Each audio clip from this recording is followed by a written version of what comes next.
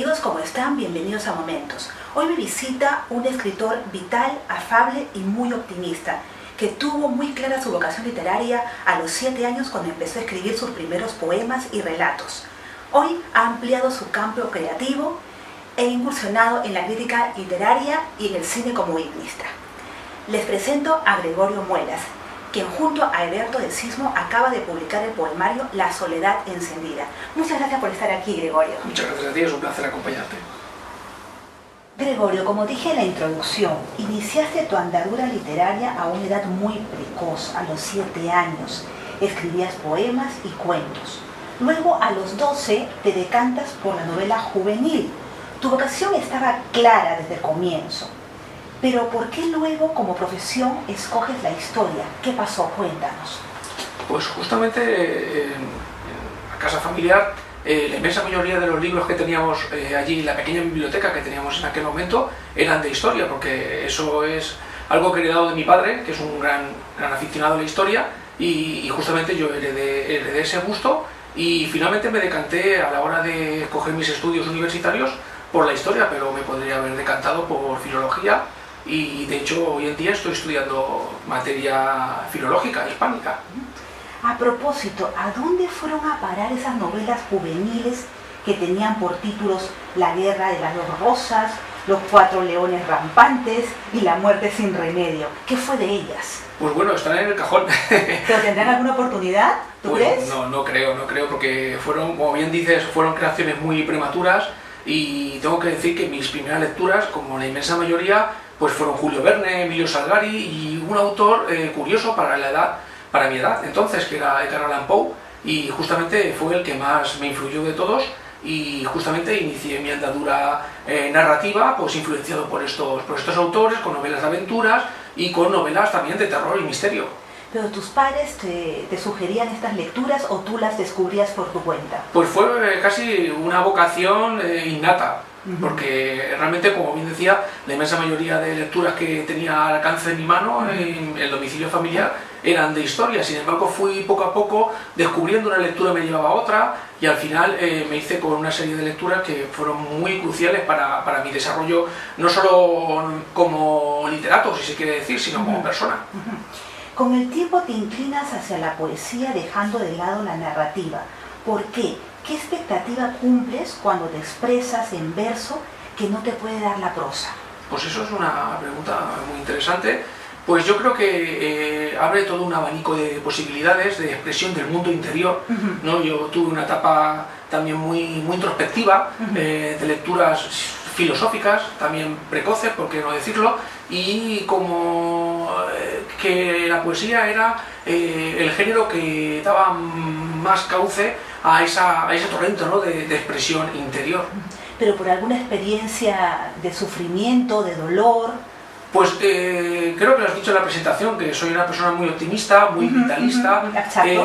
Entonces creo que para equilibrarlo un poco me doto de lecturas que atemperan ese carácter excesivamente vital y alegre. Entonces necesito de vez en cuando atemperarlo con alguna lectura, con algo de nostalgia o con algo de melancolía. Buscas el equilibrio en ese sentido, ¿no? Busco el equilibrio en ese sentido porque a veces se dispara mi euforia, porque es por naturaleza, y justamente estas lecturas, bueno, alguna experiencia evidentemente que todos hemos experimentado, no superior a ninguna otra que yo tenga conocimiento, pero que a mí particularmente me ha marcado, y que la poesía me ha permitido pues darle rienda suelta a ese carácter mundo. Tuyo, alegre, vital, ayuda mucho en la vida, ¿no? A afrontar los problemas, las dificultades. Sí, a mí la verdad que me ayuda mucho, y es una filosofía de vida que trato de inculcar, ¿no?, de alguna forma en mi entorno, y que a mí sí me ayuda a todas luces. ¿Cómo es la voz de un poeta cuya pasión es la cinematografía, teniendo en cuenta que manejan lenguajes distintos? Por esta razón tu poesía puede dejarse arrastrar por lo visual. ¿En qué aspectos son compatibles? Pues efectivamente, hay algún crítico que, incluso creo que lo decía el propio Jaime Siles cuando presenté mi segundo poemario, Un fragmento de eternidad, en las GAE, decía que eran como chispazos de luz, que había una influencia del expresionismo alemán en blanco y negro, de aquellas películas de la UFA de los años 20 y 30, pues sí que esa influencia se deja sentir notablemente en esa imaginería visual, por decirlo de alguna forma, y fue otra de mis vocaciones tempranas la de cineasta. Y de hecho hice mis primeros pinitos en el mundo del cine, pero más tarde el cine tiene su propia idiosincrasia, es un arte colectivo, un arte también caro, es complicado. En definitiva me volqué sobre todo en la literatura. ¿Cuánto de poesía existe en tus guiones literarios? Explícame qué exactamente son estos y si ya el público espectador tuvo la ocasión de verlos, porque entiendo que salieron primero en formato libro bajo el nombre de Cuando la aurora hable del tiempo. Pues, bueno, mi primera experiencia cinematográfica fue un cortometraje cuyo título es El olor de la pebrella, en el cual colaboré como ayudante de dirección, como co-guionista, asesor musical. Sin embargo, la historia original no partía de mí mismo. Sin embargo, en estos otros guiones que no se han podido materializar hasta la fecha, la poesía está muy presente, pues los protagonistas son poetas. En este sentido, sí, justamente en este sentido, un cineasta que me ha marcado muchísimo, que es Andrei Tarkovsky, un cineasta ruso, pues, en sus películas también los poetas son protagonistas. Es una poesía visual y por medio de la poesía se desencadena o avanza la acción hacia adelante, ¿no? Quiero profundizar mucho en este aspecto tuyo. Eres un creador que maneja al revés y al derecho la historia del cine y que sus preferencias al respecto se orientan hacia la filmografía de Europa del Este, de la ex Unión Soviética. ¿Qué te atrae de ellas, la temática o los aspectos técnicos? Pues creo que es una combinación de ambas. Creo que hoy en día hay un agotamiento del denominado Star System o el modo de representación institucional que es típico tópico del cine hollywoodiense, pues un poco harto, ¿no?, de este tipo de cine que de alguna forma trata de manipularnos y de hacernos entrar en la historia como el guionista bueno, ha convenido anteriormente en un despacho. Pues yo me dejo llevar un poco por esa frescura que aportaron las cinematografías de la Europa del Este, sobre todo con las nuevas olas, sobre todo en Polonia, en la República Checa y en la Unión Soviética, porque justamente en este país se hizo un cine verdaderamente poético y lírico. Me asombra mucho, siendo tan joven, que te has orientado por ese tipo de cine, ¿no? ¿Cómo lo descubriste? Pues casi por casualidad, porque mi primer encontronazo un poco con este tipo de cine no vino exactamente de la mano de un cineasta de estas cinematografías, sino fue a raíz de Luis Buñuel, ¿no? Con Un perro andaluz. Eso marcó un punto de inflexión en mi concepto del cine. Descubrí que había formas diferentes de decir, bueno, en este caso a través del surrealismo. El segundo punto de inflexión, y creo que fue el más importante, pero no solo a nivel artístico, sino vital, y si tengo ocasión lo comentaré, fue el visionado de la película Sacrificio, de Andrei Tarkovsky, que me abrió pues un mundo fabuloso de posibilidades a título narrativo, fílmico, visual. Te ha enriquecido muchísimo. Sí, sí. Ahondo mucho más en esto. Incursionaste en el cine, como ya dijiste, como guionista y ejerciste de ayudante de dirección en el cortometraje El olor de la plebeya, en 2004. Tuvo gran acogida en San Gio Video Festival de Verona. Comparte tu experiencia, ¿cómo fue esto? Bueno, esto fue una experiencia curiosa porque fue un conocido, un amigo que también estaba trabajando en ese momento en el mundo del cine, que casi sin permiso de los autores, por decirlo de alguna forma, lo presentó a este festival internacional y tuvimos la enorme fortuna de que fue premiado con una mención especial del jurado porque vieron una influencia sana de la cinematografía de Abbas Kiarostami, que es un cineasta iraní que estaba muy en boga en aquella época, y ciertamente acertaron porque hacíamos una reflexión sobre el tiempo y sobre aquellas cosas que nos marcan de un inicio y que se van prolongando a lo largo de la vida y que luego son fundamentales para poder hacer un recuento vital. Entonces nosotros lo que hacíamos era esa reflexión sobre el paso del tiempo, y eso también se deja ver de forma sensible en ese cine iraní, que bien digo, que es muy lírico por otra parte. ¿A ti te preocupa el paso del tiempo? Sí, yo me considero un escritor o un poeta del tiempo. Del tiempo.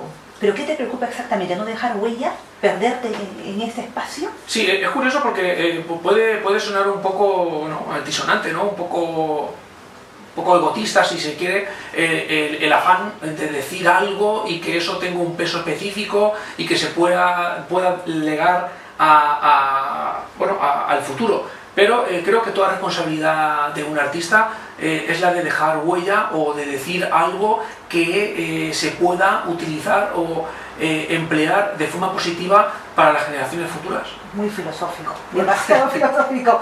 Ahora exploro otra de tus facetas. También ejerces la crítica literaria en varios medios digitales e impresos. ¿Eres claro y directo cuando un libro no te gusta o tratas de ver o detectar los aspectos positivos de este? ¿Siempre quedas bien? Bueno, yo creo la crítica literaria, en primer lugar, yo creo que se trata de un ejercicio de estilo, ¿no? Y que si uno se decanta hacia la crítica literaria sobre poesía, creo que el mejor crítico de un libro de poesía es un poeta y debe emplear un lenguaje también poético, ¿no? Al menos una prosa poética y estar a la altura del libro que uno trata de criticar. Pero yo siempre trato de buscar aquellos aspectos positivos. Puede ser que alguna pincelada de algún aspecto que no concuerde mucho con ese momento vital en el que yo me voy desarrollando, pero siempre trato de buscar los aspectos más positivos. Entonces, ¿no tienes enemigos? Enemigos que yo sepa, conocidos no. ¿No te ha gustado? ¿Qué opinaste de me parece muy loable el que quiera hacer una crítica furibunda de algún libro concreto, que tenga alguna enemistad con algún autor. No es mi caso concreto. Me llevo bien con todo el mundo y bueno, yo creo que tiene mucho que ver, pues, ¿no? Tiene mucho que ver con mi propia filosofía vital. Gregorio, ¿cuándo un poema es malo? Uy, esa pregunta es... Bueno, pues yo creo que cuando uno no logra transmitir el mensaje que pretende o no utiliza la técnica adecuada para expresar aquello que quiere expresar. Básicamente yo creo que se refiere a eso, porque siempre he dicho, ¿no?, que un poeta sí, para denominarse poeta con todas las letras, debería dominar los formatos clásicos, los metros clásicos, y qué forma más clásica que el soneto. Hay infinitos ser poetas. teórico y práctico a la vez. Sí, hay infinitos poetas que no han escrito un soneto, no se les conoce un soneto, sin embargo son grandes poetas, pero yo creo que la intimidad lo han cultivado y conocen la tradición. Entonces, si uno se quiere expresar a través de la tradición y no lo hace de forma correcta o no tiene en cuenta aquellos parámetros necesarios para que eso tenga una entidad artística, es cuando uno flojea, ¿no? ¿Cuál es la peor crítica que han hecho de tu poesía y cómo la recibiste? Pues bueno, tengo que decir que al día de hoy no tengo una crítica mala en ese sentido. Sí que tengo algunas orientaciones de algunos grandes escritores en mis primeros inicios. Agradezco a Vicente Gallego, a Antonio Cabrera, que me orientaran positivamente en este aspecto, pero no eran críticas realmente, simplemente eran advertencias, sugerencias, ¿no? Sugerencias de encauzar un poco ese torrente de voz, que ese lirismo estuviera contenido unas veces, otras veces se pudiera sonar a música celestial, ¿no?, por decirlo de alguna forma, pero son sugerencias y opiniones positivas en todo caso. Los premios literarios se te dan muy bien, has recibido varios. ¿Es distinta la sensación si ganas uno de relatos o de poesía? ¿Cuál es el exacto valor que les das a las distinciones o galardones? Bueno, es curioso porque la verdad que no soy un poeta de premio literario, me he presentado muy pocos. He tenido la suerte, ¿no?, de tener alguna mención especial, algún premio, pero no soy un poeta de premio ni que lo tenga en alta estima. Ahora tal vez tiento un poco más a la suerte, pero nunca ha sido. Sí que valoro mucho el que haya poetas de mi entorno que le den su verdadera importancia, y valoro premios que realmente sitúan a un autor donde tiene que estar, pero no soy un poeta de premios a día de hoy. Participas en antologías y publicas en coautoría. Se nota que no tienes problemas en compartir el protagonismo. ¿Cómo mantienes a raya el ego en este medio tan competitivo?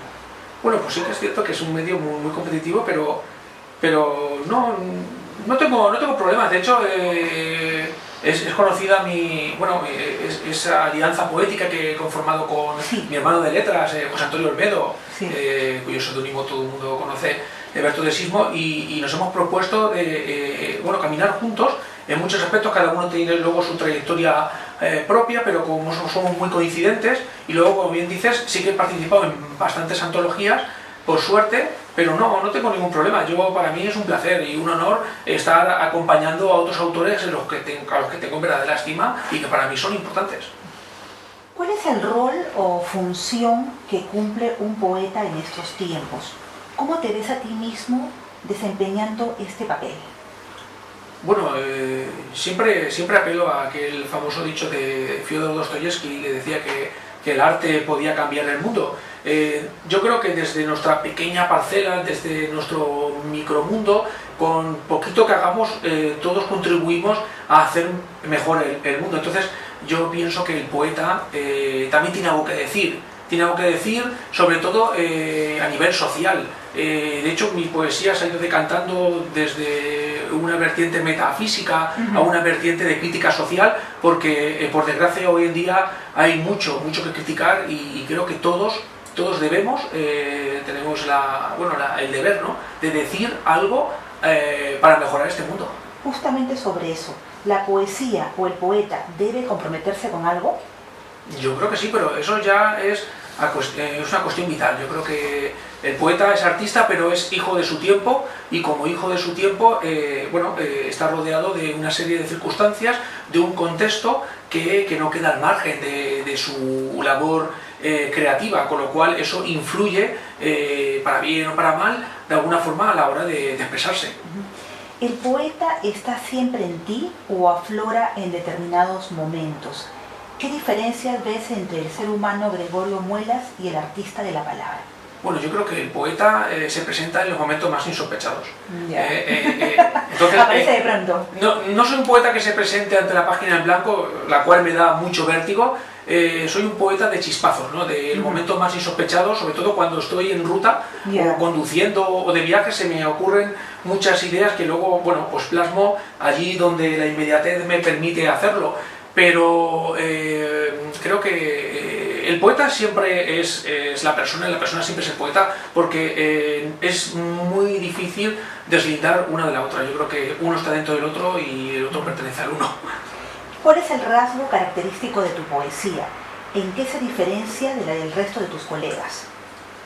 Bueno, yo creo que soy un poeta bastante exigente en el aspecto el aspecto técnico, ¿no?, por decirlo de alguna forma, a la hora de buscar palabras. Es conocida mi afán por rescatar palabras, arcaísmos, emplear algún que otro ocultismo bien utilizado, si se quiere, de enriquecer la palabra. Y creo que el castellano es un lenguaje muy rico, y no podemos desdeñar ni debemos desdeñar ese amplio vocabulario que está a nuestra disposición, con lo cual siempre que la palabra esté al servicio del mensaje y de aquello que el poeta quiere expresar, bienvenido sea, ¿no? ¿Cómo fue el trabajo creativo con Berto de Sismo en La soledad encendida? ¿Qué le aportaste tú y qué Berto? Bueno, en una de las presentaciones que hicimos aquí, en Valencia, uno de nuestros autores emblemáticos, un mentor nuestro, que es Blas Muñoz, al cual queremos mucho, hizo un comentario sobre un aspecto muy interesante, hablando de, es un libro de haikus, de que habían haikus híbridos, y efectivamente, porque el haiku, entre que iba y venía, al final no sabíamos muy bien de quién era, ¿no?, de quién podía poner su cuño en esa composición. Y de hecho es un libro en el cual no se separa o no se diferencia qué haikus pertenecen a uno, qué haikus pertenecen a otro. Así que fue fruto de muchos encuentros, de hablar mucho, de dialogar mucho, y de comentar y compartir muchas cosas. ¿Qué le falta a la poesía para tener más lectores? ¿Siempre será selectiva? ¿Crees eso? Bueno, por desgracia la poesía es un género minoritario, por desgracia. Un bestseller en este país, en cuanto a narrativa, puede vender perfectamente 2 millones de ejemplares. Sin embargo, una edición de 5.000 ejemplares de un libro de poesía sería un bestseller en este caso, ¿no? Son un poco los autores que pueden llegar a este nivel. Bueno, yo, mi entorno laboral, mi entorno amistades, cotidiano, pues realmente lo que es la poesía o el lector de poesía no está muy presente. Luego cuando me mezclo con otros ámbitos, efectivamente voy buscando este perfil. Pero por desgracia la poesía hoy en día no goza de esa amplitud que merece, porque evidentemente es algo que enriquece a todas luces. ¿Cómo se recibe la noticia de ser uno de los exponentes de la joven poesía valenciana? Pues con mucha alegría, porque... ¿Trabajaste mucho para esto? Pues sí, es un trabajo de constancia y de muchos años. Me hablas de la antología de joven poesía valenciana, que publicó la editorial de Puerto Rico, Isla Negra, y que es una compilación de Sergio Arlandis, que seleccionó 10-12 autores valencianos que él entendía que... Habrá investigado mucho, ¿no? Sí, porque hoy en día aquí en Valencia hay mucha poesía, a eso me refiero, y muy buena, son muchos los autores, hay una efervescencia total, lo cual hace que sea muy difícil destacarse, ¿no? En un ambiente tan competitivo. Sin embargo, el hecho de que fuera seleccionado para esta antología a mí me llenó de orgullo y satisfacción, y es un impulso a seguir trabajando y ser aún más exigente, si cabe. Sé que te gusta, y lo has dicho, el drama y la tragedia en el contexto del arte. Pero dime, ¿y en la vida real solo podemos ser mejores seres humanos si hemos sufrido lo suficiente? ¿No hay otro modo? ¿Únicamente aprendemos así, Gregorio? Bueno, pues por desgracia aprendemos de los errores, ¿no? Y bueno, en el transcurso vital de cada uno vamos a sufrir toda una serie de desequilibrios que a algunos les hundirá y a otros levantará. Y yo creo que levantarse después de un escollo, ¿no? de un tropiezo, hace más grande y más noble a la persona. Creo que estas pruebas, si se quiere decir de alguna forma, están ahí para superarlas y para ser mejores, ¿no? y de poder contribuir a que nuestro entorno sea más feliz. Gregorio, ¿se aprende a ser feliz? ¿Se busca la felicidad? ¿Se encuentra? Todo el mundo busca la felicidad, pero no sé si el problema está en querer alcanzarla, porque en ese tránsito entre buscarla y encontrarla, o creer que se ha encontrado, está la vida, y la vida se compone de muchos momentos que, si hacemos una retrospectiva, creo que nos daremos cuenta de que muchos de ellos, o la inmensa mayoría de ellos, es posible que hayan sido muy felices, y que por contraste, por desgracia, no advertimos que realmente lo fueron. Entonces, en este sentido es importante el saber discernir entre los buenos y los malos momentos, para poder sacar más y mejor partido a esos buenos momentos que están al alcance de la mano en cualquier momento, siempre que sepamos encontrarlos, ¿no? Gregorio, me has contagiado tu energía, tu optimismo. Pues muchas gracias por haber estado conmigo y te deseo lo mejor. Muchas gracias, un placer. Gracias por haberme acompañado. Soy Elga Reategui. Nos vemos pronto.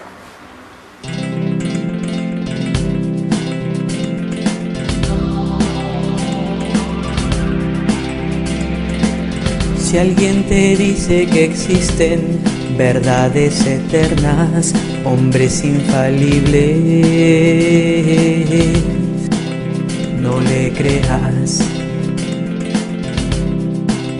no le creas,